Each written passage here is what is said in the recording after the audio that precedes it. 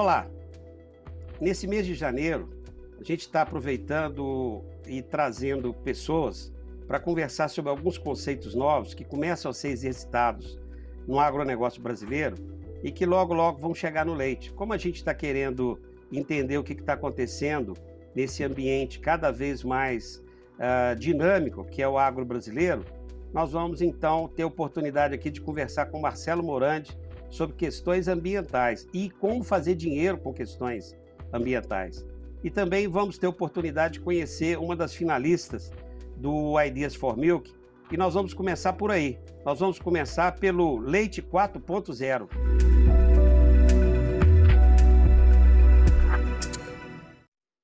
Ana Luísa, prazer em falar com você. Que bom que você está aqui conosco. Parabéns pela posição que vocês tiveram no Ideas for Milk. Muito obrigado por estar aqui. Ô Paulo, o prazer é meu. É muito honrado de ter chegado onde a gente chegou no Ideas e estar apresentando o projeto aqui para tanta gente importante e ter crescido tanto junto com esse projeto aqui. Muito prazer estar aqui no programa com vocês hoje. Ana Luísa, a gente ficou muito impressionado porque vocês estavam disputando com empresas, algumas já até bem estabelecidas, e com o tempo a gente foi conhecendo vocês. Eu tive a oportunidade de conversar com vocês, inclusive no período quase da finalista, da final, e aí eu fui descobrir que vocês são alunos ainda, né? Que curso que você faz, Ana Luísa? Sim, nós somos todos universitários. Eu curso Engenharia Civil. E de que universidade que vocês são? Depois a gente fala qual a solução. Nós somos da Universidade Federal de Viçosa, no campus de Rio Paranaíba. É uma pequena cidadezinha no interior de Minas Gerais, aqui no Triângulo Mineiro, Alto Paranaíba. Então vocês estão numa região que cada vez cresce mais a produção de leite. Eh, Qual foi a solução que levou vocês? Primeiro, vocês passaram por um processo hiper seletivo, né? Bom dizer isso. Conjunto de 13 estados brasileiros, um volume muito grande de inscrições, 53 de qualidade, e houve uma análise muito criteriosa de pessoas do setor. Aí foram escolhidos 5, e das 5 vocês foram escolhidos. Qual foi a solução que levou vocês à final do Ideas for Milk 2020? Bom, a nossa ideia é um aplicativo que vai auxiliar os produtores de queijo a se certificarem, porque a gente sabe, né, que existem inúmeros produtores de queijo espalhados por todo o Brasil e muitos deles são irregulares, porque há um grande processo burocrático e um pouco difícil para se certificar, o que acaba impedindo esses produtores de conseguirem essa certificação e acabam vendendo seus produtos de forma ilegal, o que causa dois problemas: uma cultura enraizada de exploração desse pequeno produtor, para escoar seus produtos, acaba vendendo para intermediários, que tira o rótulo desses produtores e vendem como se fosse seu, e um risco à segurança alimentar do cliente final, já que os queijos que não são certificados não têm a garantia de qualidade, a garantia de produção e todas essas questões. Então, o projeto Q traz uma solução de automatizar e acelerar os processos de certificação, ajudando o produtor desde o início até o final, e também, paralelo ao processo de certificação, inserindo ele ao empreendedorismo, para quando ele conseguir se certificar, ele recuperar todos os gastos que ele teve e se inserir no mercado de uma maneira mais rápida e efetiva. Então, a gente desenvolve o espírito empreendedor dos produtores e ajuda eles a se legalizar. Ana Luísa, a solução de vocês tem várias contribuições, né? A óbvia, que todo mundo percebe, é que a gente está tirando produtores da clandestinidade e, com isso, entregando um alimento seguro para a população. Só isso já teria justificativo para vocês estarem na final.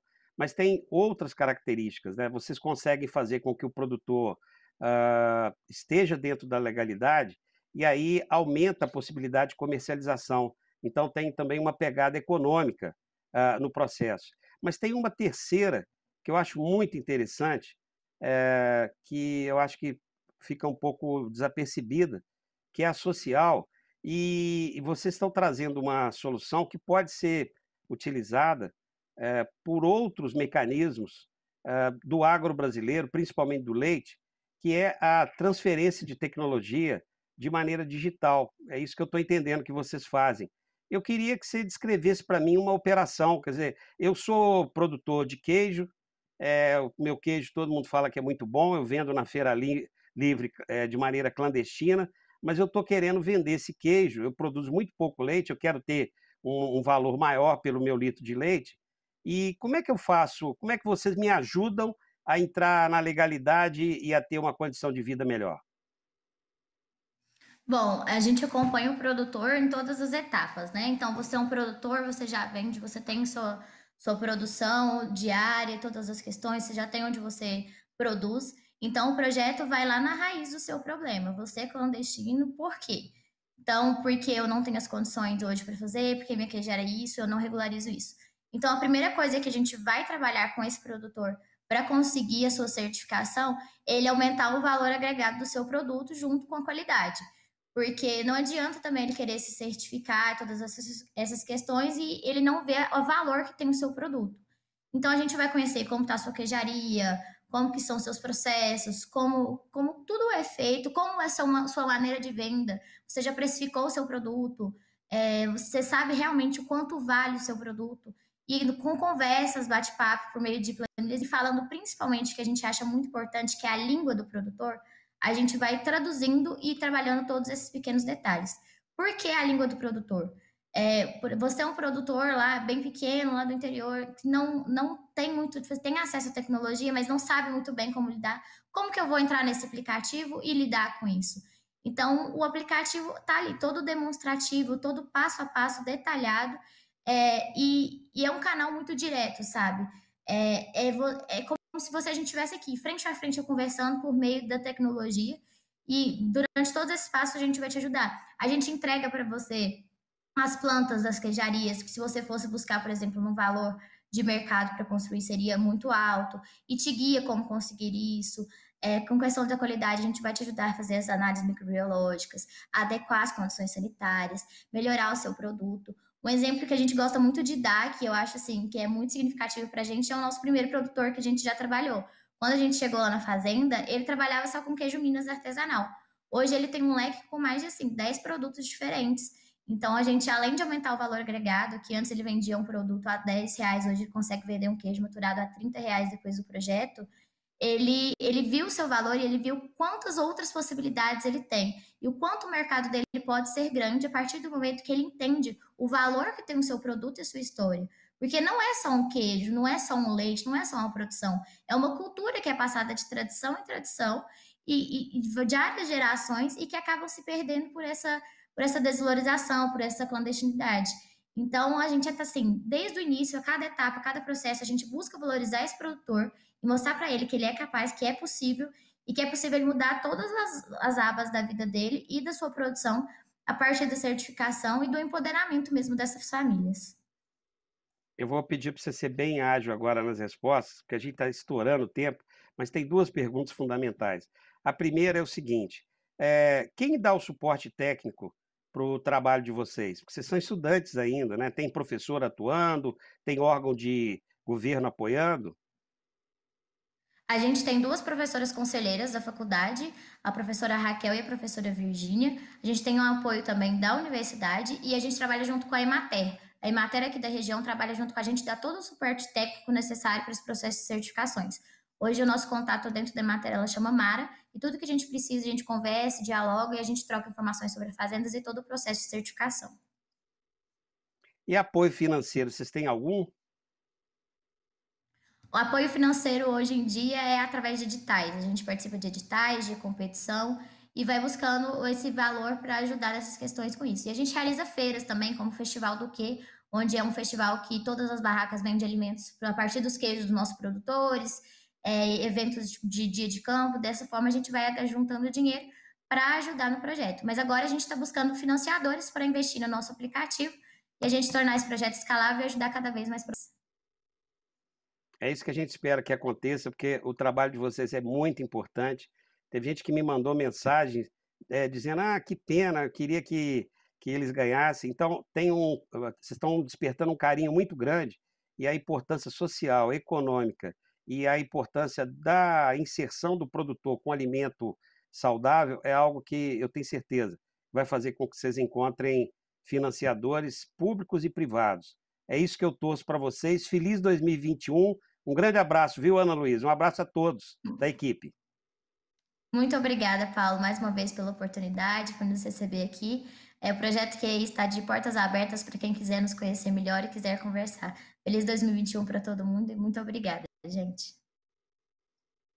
Muito bom. Então agora nós vamos para o negócio leite. A questão ambiental cada vez tem mais importância porque está sendo incorporado no mundo dos negócios. E eu estou querendo aqui aproveitar esse mês de janeiro para conversar sobre questões que ainda não estão no dia a dia do produtor do leite, mas que a gente precisa começar a aprender e a entender.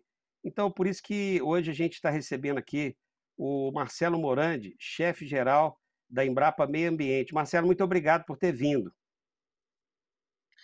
Oi, Paulo, prazer estar aqui com você. Muito obrigado pelo convite. Uma satisfação poder falar para a cadeia do leite.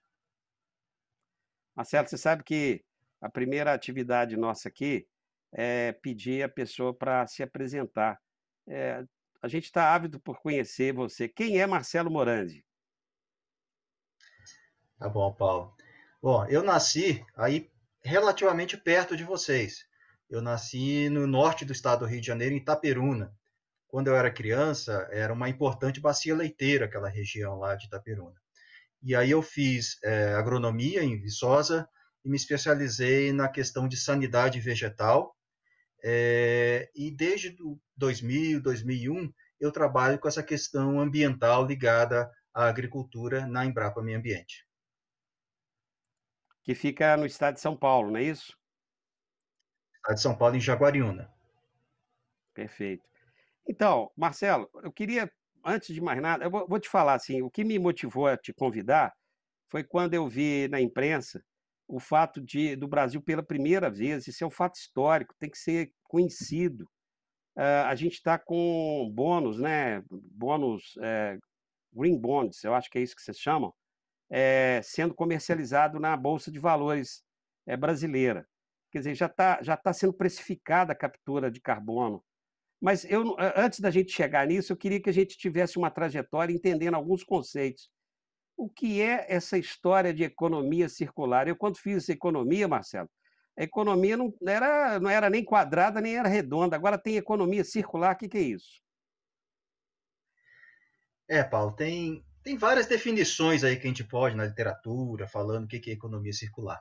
Mas eu vou tentar traduzir esse conceito de uma forma mais, numa linguagem, né, mais popular aqui, né?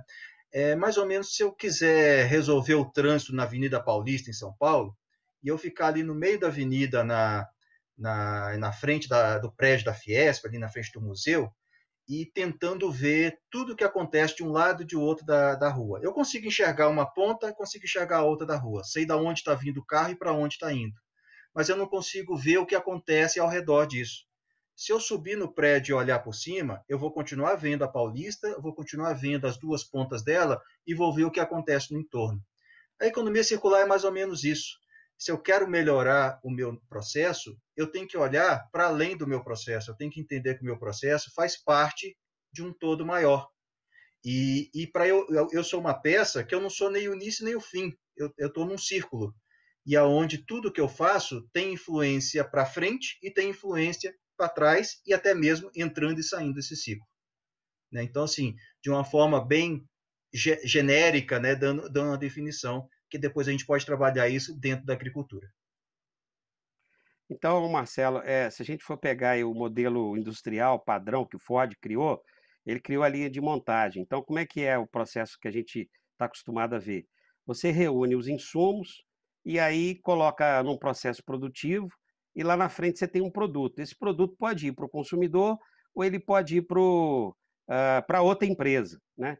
Quando a gente fala de economia circular, a gente está entendendo que o que é resíduo, o que é lixo, eu vou chamar até de lixo para facilitar, o que é sobra de um processo produtivo pode ser insumo para o outro, e com isso a gente está preservando o meio ambiente.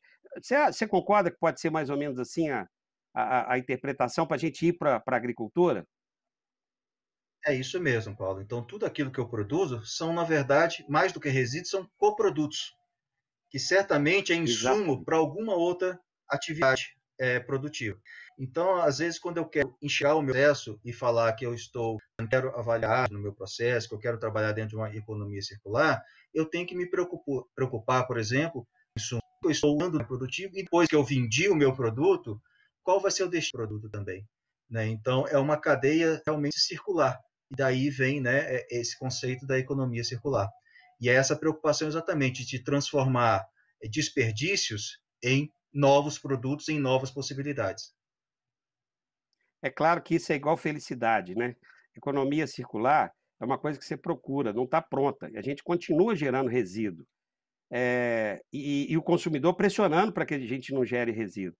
Então a gente entra numa outra concepção que é da agricultura de baixo carbono. Eu tenho visto muito vocês falarem nisso, a ministra Tereza Cristina falar nisso. O que é a agricultura de baixo carbono? Projeto ABC. Então, Paulo, a agricultura de baixo carbono é consigo fazer a minha produção, ou seja, produzir aquilo que é o meu produto, seja o leite, seja um grão, seja uma fruta, seja o que for, é, aonde eu tenha um balanço em todo o meu processo que seja positivo, né, ou que seja reduza ao máximo as emissões de gás de efeito estufa, que a gente chama aqui genericamente de carbono, né, de emissões de carbono. Então, quando eu penso, né, em todos esses elos do meu sistema de produção, desde o tipo de insumo que eu estou utilizando, qual é o melhor insumo, qual é a melhor prática e o que eu faço com os meus resíduos, né, eu estou praticando ações aonde eu consigo trabalhar nesse conceito de agricultura de baixo carbono. Aí a gente tem uma série de tecnologias que nos ajudam, né, a pensar isso e, obviamente, que a gente tem que aprender a medir essas coisas, né, para que a gente possa dizer que eu estou trabalhando num processo que emite demais, ou seja, que desperdiça energia e desperdiça carbono, ou eu estou trabalhando num processo onde eu consigo renovar e trazer esse carbono e sequestrar esse carbono dentro do meu processo, dentro do meu produto. Então, a agricultura de baixo carbono é basicamente isso, né? É um conjunto de tecnologias, um conjunto de olhares e de métricas que eu consigo medir e usar as melhores práticas para que eu tenha o meu produto com qualidade, com eficiência e, ao mesmo tempo, eu preservo as reservas naturais, eu preservo o ambiente e eu gero, obviamente, economia com isso. Então, a economia circular é aquilo que a gente quer chegar um dia, é das coisas serem produzidas sem gerar nenhum processo de agressão ao meio ambiente, mas isso está sendo construído. Isso vale para a indústria, isso vale para serviços, isso vale para o consumidor que quer esse tipo de processo na organização produtiva, e vale para a agricultura, e a agricultura brasileira tem feito um esforço muito grande através do que a gente chama de agricultura de baixo carbono. E a gente está fazendo isso não é porque tem romantismo, né? É porque tem aí interesses econômicos fortes, e aí a gente precisa entender algumas siglas que de vez em quando aparecem. Por exemplo, o que é o tal do Acordo de Paris? Isso não estava combinado não, hein, Marcelo? O Acordo de Paris é um grande acordo, né, internacional e que o Brasil é signatário desse acordo, Paulo. E isso é importante porque é um acordo que fala o seguinte: todo mundo tem que reduzir as emissões de gás de efeito estufa para que a gente mantenha os ciclos naturais funcionando dentro de uma determinada normalidade, ou seja, que eu evite aquele aquecimento global que vai trazer ou excesso de seca ou excesso de chuva, e todas as outras consequências ambientais das mudanças climáticas.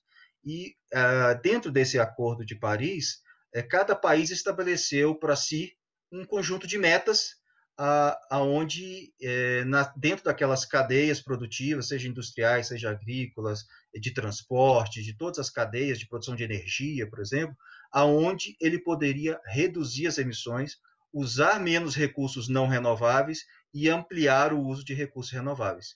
E o Brasil é um signatário desse acordo e, por isso, tem metas a cumprir.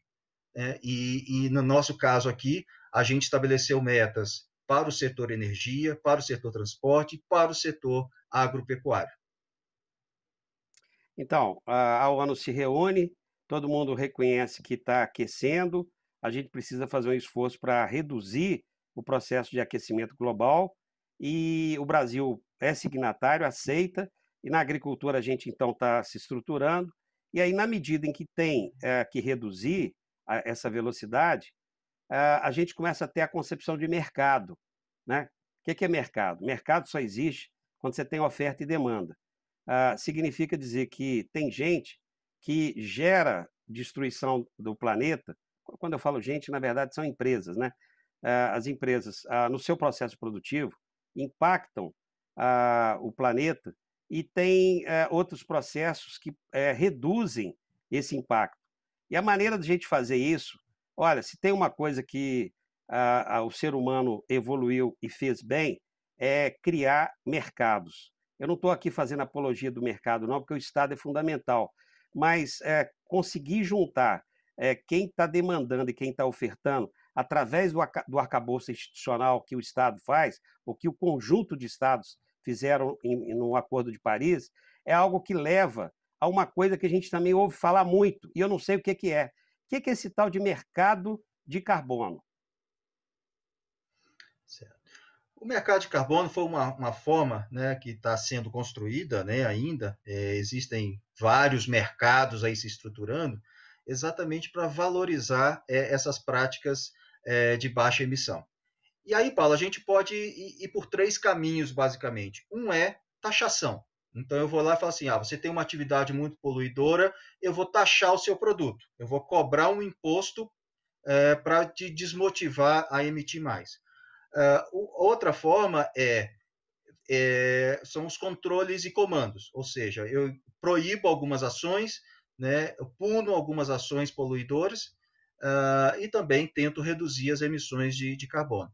E a terceira forma na verdade, eu valorizar quem está fazendo, quem está tomando medidas e que está sequestrando esse carbono, que está deixando de emitir e que está substituindo produtos poluidores por produtos menos ou não poluidores.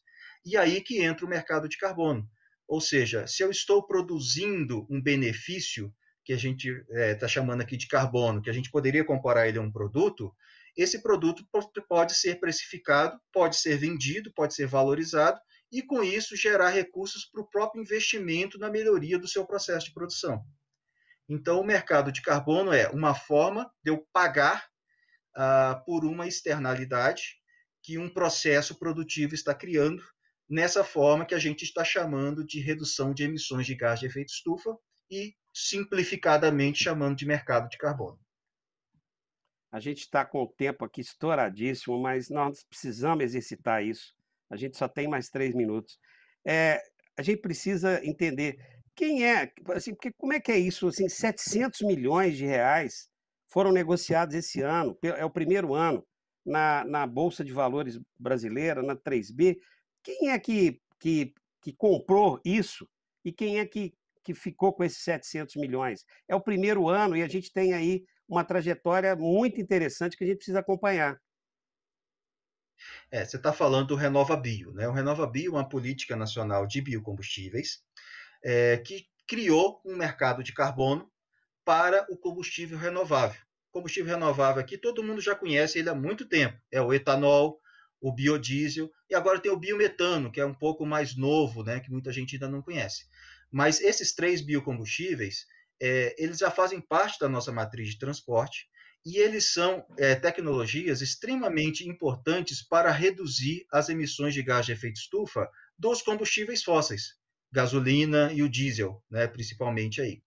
Então, o que esse programa está fazendo ele criou um crédito de carbono, que é chamado de CBio, que é comercializado, como você disse, na Bolsa de Valores, aonde o produtor de biocombustível ele se certifica, então ele tem um processo regulado pela Agência Nacional de Petróleo, você tem as certificadoras de terceira parte que garantem as informações dadas por esse produtor, e com isso ele consegue mostrar o processo produtivo dele e consegue mostrar o quanto que ele reduz de emissões de carbono produzindo aquele biocombustível para substituir o combustível fóssil. E aí, então, você cria um mercado onde eu estou remunerando o produtor, não só pelo etanol que ele produziu e vendeu, pelo biodiesel que ele produziu e vendeu, mas também por essa externalidade, por eu estou dando um novo coproduto, vamos chamar assim, né? Que é o crédito de carbono. Ele também está comercializando a redução das emissões que ele gerou a partir da boa prática de produção desse biocombustível em substituição a um combustível que reconhecidamente é um combustível fóssil que reconhecidamente tem um alto nível de emissão de gás carbônico e não é renovável. Marcelo, nosso tempo está estourado, é uma pena, mas fica aqui um momento importante, né? 2020 trouxe, dentre outras coisas, o início desse mercado no Brasil. A gente vai ter um processo agora, essa década, nós estamos começando a nova década, vai ser a década em que a gente vai precificar e vai valorizar a agricultura, porque a agricultura, ao contrário do que é colocado, ela captura problemas gerados no meio urbano. Eu me refiro aí, porque no final das contas, quem está consumindo é responsável por todo o processo de aquecimento que a gente está gerando. O processo de produção precisa mudar, mas o consumidor precisa entender que nós, na agricultura, temos a possibilidade de fazer captura de carbono, coisa que a indústria tem dificuldade ainda para fazer. Quando eu falo a indústria não agrícola, porque o agronegócio, muita gente confunde, agronegócio é tudo, o supermercado é agronegócio. Enfim, Marcelo, tempo estourado, tinha tanta coisa, eu quero conversar, você vai ter que voltar aqui, a gente precisa de conversar sobre serviços ambientais, sobre controle biológico, sobre a questão do coproduto, quer dizer, quando você produz energia, no caso do milho, que está cada vez mais presente na produção de energia brasileira, a gente tem oportunidade de estar discutindo, inclusive, a questão de alimentação da avicultura, suinicultura, e agora na Embrapa Gado de Leite a gente começa a também avaliar na parte de produção de leite. Enfim, 2021 nós vamos ter que trazê-lo aqui, mas como a gente está terminando mesmo, eu queria dizer que só tem uma maneira maravilhosa da gente terminar e agradecer a sua vinda aqui. É a gente brindar a sua vinda com o leite. Então, por favor, você tem aí um copinho de leite, eu pedi para você trazer, e você que é da região do estado do Rio, que tinha uma fábrica maravilhosa de produção de leite no passado, né, que acabou se fechando, mas eu queria então te convidar para fazer um brinde, agradecer e já te convidar para você voltar. Um grande abraço. Com certeza, Paulo, voltaremos. E aí a gente vai chegar na conexão com o leite, que esse mercado vai chegar no leite também.